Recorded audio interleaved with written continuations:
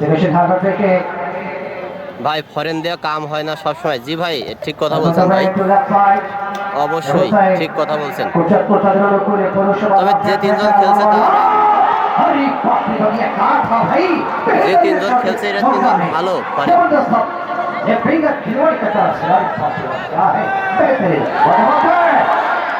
আক্রমণে আক্রমণে গোল হওয়া সম্ভব। গোল গোল কোটচাঁদপুর গোল দিয়ে দিয়েছে। প্রথম গোল অসাধারণ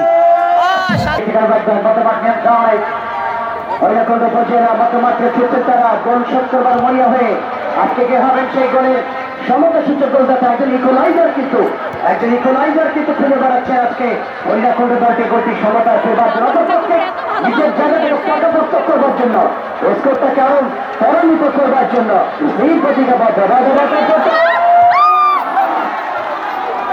নাটোরের কাছে গোল্লা করে লেফট সাইড থেকে জোগান লেফটিংয়ে অবশ্য দিয়েছেন লেফটিং ইউজ করার চেষ্টা করছেন অবশ্য এই সর্বোচ্চ বারবার চেষ্টা করছেন তিনি নতুন ভাবতে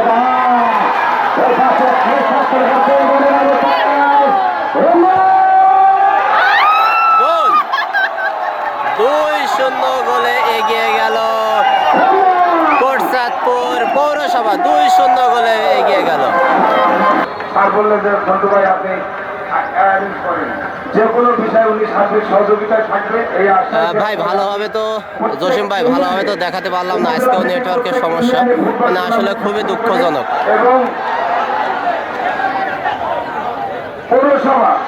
পৌরসভা ভিত্তিক যে ওয়ার্ড ভিত্তিক যে খেলা হয় সেই খেলার মাধ্যমে আমরা দেখেছি যে কোটচাঁদপুর আমরা গেছি আরো একটি গোল 3 নাম্বার গোল কিন্তু হয়ে গেল। 3 নাম্বার গোল হয়ে গেল।